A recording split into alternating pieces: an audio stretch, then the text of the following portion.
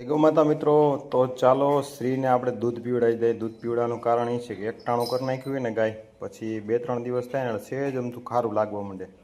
તો આપણે આપણા જે ગ્રાહકો છે એને એ દૂધ નથી આપતા.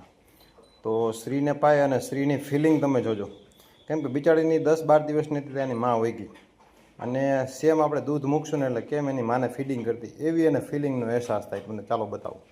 ચાલો આપણે દૂધ લઈને જાય અને શ્રીને મૂકીએ.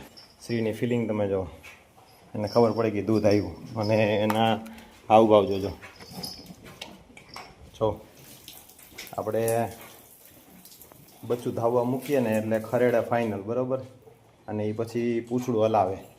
તો તમે એની હમણાં ફિલિંગ જોજો. જો આ સેમ પોઝિશન આપણે ગાયને બચ્ચું ફીડિંગ કરવા માટે એટલે કે ધાવવા માટે છોડીએ ને, સેમ આ પ્રકારની ફિલિંગ હોય. પણ બિચારીની માં નથી, માં બીજા બધા વગડાના વાહ.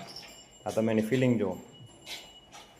એટલે બનીએ ત્યારે આપણી જે ગાયનું એકટાણું કરીએ, પછી જ્યારે ગાય આપણી વ્યાય કાચું દૂધ હોય ત્યાં લગી શ્રીને એકને જ સિંગલને પાવાનું, બીજા બધાની તો માં છે, આને બિચારીની માં નથી. જય ગૌ માતા.